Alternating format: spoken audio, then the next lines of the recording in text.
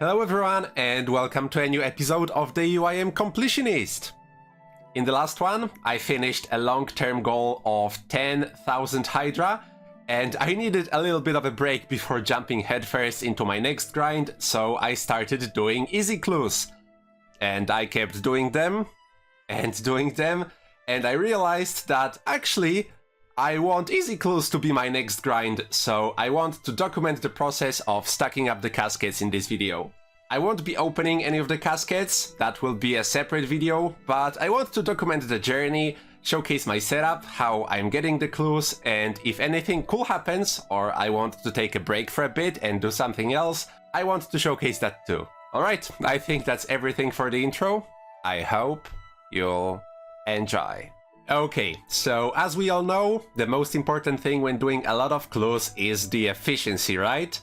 No, it's the fashioncape. If I'm gonna do clues for a long time, I want to look my best. And when I first started doing easies, I threw this fashioncape together real quick, and it's good enough, but it's got a few items that I think could be better, and that's the weapon, the shield, and the amulet. So let's tackle the weapon first. As you can see, I'm going for a white aesthetic because white's my favorite color, and there is a weapon that looks better than this air staff, which is more brown than white, that is also white, but it's also useful for easy clues, and that's a skull scepter, because there are a few steps that take us here to Barbarian Village, and skull scepter can teleport us straight here, and there is no other teleport that's close.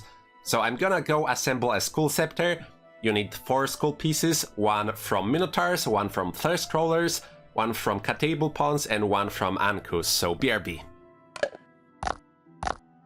I got very lucky on every single piece, so that's cool to see. Now we just need to use this on this to create a rune scepter, this skull half on this skull half to create a strange skull, and finally assemble our skull scepter. Now the skull scepter is a charged item, with every teleport to Barbarian Village using up 1 charge, and it can be recharged with the same bone fragments that were used to create it, but if I forget and I use up all of the charges, the item will disintegrate to dust and I will have to build it from scratch again, so I do not want that to happen. But thankfully, with an authenticator on my account and fancy boots in my inventory, I can use it on Soltsun over here and he will imbue it, which will mean if I drop the charges to 0 by accident, it will not disintegrate, it will just stay with 0 charges. Bada bing bada boom, a bit of talking later. Here is our skull scepter imbued. This is where it teleports us, very convenient if you ask me, and this is what it looks like, and I think that's really sick.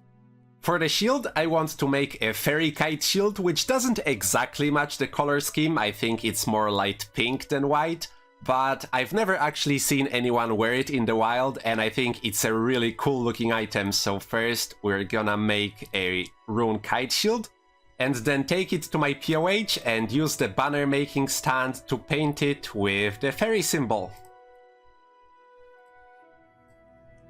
As I said, it doesn't exactly match the color scheme, but I think it looks dope and interesting. So that's the weapon done, the shield done, and as for the amulet, I currently have the Amulet of Power. I think I got it from an Impling one time, and it's good enough. It has the white center, but it also has the yellow background, and my original plan was to make an opal amulet just because it doesn't have the yellow background, but just now I realized that there is an amulet that I've been meaning to get for the longest time that serves absolutely no purpose, but it's really cool, and just like the shield, I want it primarily just because of how cool it is, and that's the cat training medal that we can get from Gertrude after our cat catches 100 rats, so let's get it!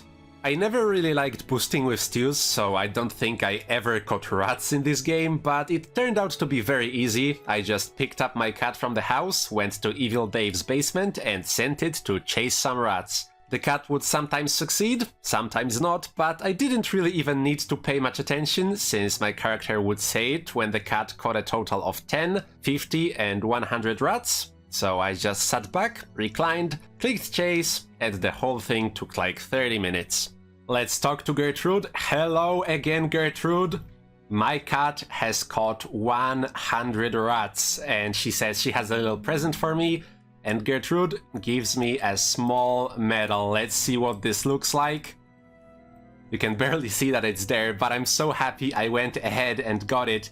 Apparently, this item came out in 2004 when RuneScape transitioned to RuneScape 2, but I learned about its existence like 2 years ago, and ever since I wanted to get it because it's such a cool niche item, and I'm really glad I got it. And the fashioncape came out perfectly, in my opinion. And finally, a little bit over 5 minutes into my video about gathering easy clues, we arrived at the gathering easy clues part. Whenever I can play, I will be pickpocketing HAM members.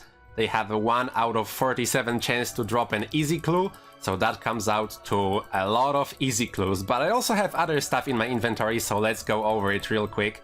I deposited all my gold so I can track it. It shouldn't be too much from the HAM members, but then I will be also doing the wealthy citizens in Civitas Illa Fortis whenever I can't really play, so that should be a good chunk of change. I also have a stack of noted guams and a herb sack, because the HAM members can drop a grimy guam, like 1 in 100, and that will add up. So whenever I'm done with this grind, I will have a good stack of guams to use for the mox paste. And lastly, I also have my trusty stack of calquats, and every 2 hours I will leave to gather my 6 calquats and come back, and this should grow big time because I predict this grind to take several months at least. Whenever I stack up 5 clues, what I like to do is to teleport to my POH. This is a little bit slower than using Crafting Guild, but that's what I'm used to doing. And then I drop all 5 clues here on the ground, get 5 more, and then solve those 10 all at the same time, so I don't have to switch between solving and pickpocketing as often. Got my second batch of 5 easy clues, so I teleported here to the farming guild. I pick up the spade spawn, and now I'm ready to do some clues and fletch at the same time, of course. It wouldn't be a pre-searing video without mentioning fletching. And I think one more interesting thing to note is today, the first day when I'm recording this, is 20th of July, so let's see how long this takes. So when I can actively play, I do HAM members, and when I'm at work and need to focus on doing my job, I pickpocket wealthy citizens. Well, more accurately, I just stand there and wait for the NPC to become distracted. I have a plugin that plays a jingle when that happens. It sounds like this, and whenever I hear it, I just click on the NPC and go back to work, and from time to time I just have to juggle the clues on the ground. It's like 6 clues per hour, so it's much slower than HAM members, but at the end of the workday I have like 50 easies on the ground and I can start doing clues right away. Time for the first milestone of the video. Here is 3000 easies. So, I can't believe I'm saying this, but there's been a huge development in the calquat front of all things.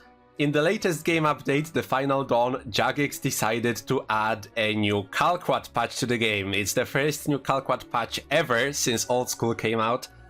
And we have a sapling right here, so I'm gonna plant it in a second, but I'm a little bit conflicted about this. First of all, this will double the time my calquat runs take, and that's not really ideal. But on the other hand, I've always wanted to hit a wide stack of calquats, 100k, and with just one patch that wouldn't really be realistic. So I'm a little bit excited that this might actually be a possibility in the future, but most of all, this was just really unexpected.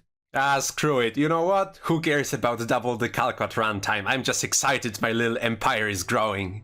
Although, as Gilnor's #1 calquat scholar, I can't help but point out one major discrepancy in the Gilnor's Flora Fruit book in the calquat section. It reads, "A tropical palm-like tree native only to the island of Karamja," and as of right now, I believe that to be incorrect, I'm afraid. So someone should tell those nerds at the farming guild to update their books. Okay, the tree is now finally grown, so let's check the health and officially begin a new era for my calquat collection. Shortly after that clip, I had renovations done in my house and I had to leave for a month and I didn't have access to my microphone, so here's a few notable things that happened when I was gone. I stayed on top of my fletching and I managed to get under 10 million arrow shafts and later feathers, so sadly no more cool green stacks in my inventory. I also hit 4000 easies and I almost got to 5000, but thankfully we were able to return home so I could record this clip live. Woo! 5000 easies. Officially halfway there. Wait, halfway? Yeah, I mean, listen, many of you probably guessed it because you know me and I like big round numbers, but I didn't really want to say it out loud before in case I can't do it, so I'm saying it right now. The goal is 10,000 easy caskets, and with the pace I'm going on right now, it should be about 3 more months, although I am getting married soon, so we will see. I also have a milestone that I'm extremely excited about on the free-to-play UIM. This will be level 92 prayer, which of course means I'm halfway there. 434,000 big bones buried, 434,000 big bones to go. But wait, there's more. Did you really think I'm only gonna get 1 level on the free-to-play UIM in this video? I mean, come on, I would never do that. I love my audience too much. I decided to go out of my way to walk from the Ogre's Cave all the way out here just to get this level. What can I say? Everything for my fans. Here's level 90 crafting. The more I'm doing this, the more I'm seeing that the majority of my clues are coming from wealthy citizens as opposed to ham members. Most days AFKing wealthy citizens and then doing the clues in the evening is all the time that I have to play, which is fine of course, as long as the stack is growing I'm happy. Oh, 6,000 easies by the way. One side effect to this though is I'm getting more gold than I expected, but also less guams, which means I'm gonna have to do more master farmers later on to make up for that mox paste, but that's thinking way ahead in the future. So I just realized something pretty embarrassing, and at first I didn't even want to record this clip, but I'm sure it will be funny in hindsight, so here we go. The longest clue step I have of easies is the Tainan step. It's at the end of Port Piscarilius, and how I do this step is I teleport with my spirit tree to Port Sarim, then I take a boat to Port Piscarilius and I run all the way there. It takes a long time. I can fletch 3 sets of arrows while running there. But of course, you don't have to do that. There is an item that gets you relatively close, like halfway there. It's the Cardes Memoirs, or the Book of the Dead if you've completed the Kingdom Divided quest. You can put it in your offhand and it has a teleport that takes you relatively close. But I knew about this item already. I knew about that. I just didn't want to keep it in my hand because, look, I have this cool shield and I think fashion over efficiency always. So I just decided, screw it, I'm gonna run all the way. But I can just keep it in the inventory. I don't have to wield it. I can just keep it in the inventory. Over 6,000 easy clues, by the way. Okay, a little bit of an unexpected break here, but I want to recomplete my free-to-play collection log. I actually had it completed for quite some time, 88 was the previous max, but with the same update that stackable clues came into the game, Jagex also added those scroll cases, and most players got it upon login, granted that they had enough clues completed. But despite having 1000 beginners done, I didn't get my scroll cases, and that's because I don't have X marks the spot completed. And I don't have X marks the spot completed because it gives an XP lamp, and I had this sneaky little plan that I want to max my rune crafting one day with it. But I think I care more about just getting my free-to-play collection log back, so here we go. Maxing RC with this XP lamp was the original reason why I left this quest uncompleted, but at this point I will gladly get 99 rune crafting with just a good old rune crafting action if I ever get to that point. One thing that worries me though is I'm not sure if I will get the collection log slots upon completing the quest, or will I have to do one more beginner, and I know it's a small and stupid thing, but I really hope it's the former, because I'd just rather keep my clean 1000 beginners completed. Okay, time for the moment of truth. Let's complete X marks the spot. And I didn't get any new collection log spots, RIP, but at least we get a beginner clue scroll box, so I can go complete that one more clue. And just if you're curious, I'm lamping my prayer now with all the XP lamps, so this one goes into prayer as well. This is step number 3, so it's guaranteed to be the casket, and I am at peace with the fact that I will be ruining my nice round number of completed beginners. I'm just excited to get my free-to-play collection log recompleted at this point, so without further ado, actually with a little bit of further ado, I always make sure to pet a dog before any clue openings for good luck, so here you go, nice Halloween costume you got there, buddy. And I won't be opening 10,000 easies in this video, so enjoy this opening of one beginner. Let's finish the free-to-play collection log again. Just one! Just the major one. Where's my minor one? Okay, a little anticlimactic, but it looks like I will need to do one more clue. Anyway, in the meantime, let's open this major scroll case. And I get a collection log for a minor scroll case too. Alright. Very anticlimactic, but that is free-to-play collection log recompleted. Yay! Thank you, Stray Dog. Clue boxes in free-to-play only stack up to 4 since we can't kill the mimic, and if I ever decide to go and do more beginners to round out my clue completed number, I can already see myself getting up to 4 clues, and then continuing to grind to get that 5th one I will forget for sure. Anyway, that's enough fresh air for one day, now back to the cave. Back to doing the clues on the main UIM, not for long though, but I will explain that later. Now it's time for another milestone. Here is 8,000 easies. 8,000?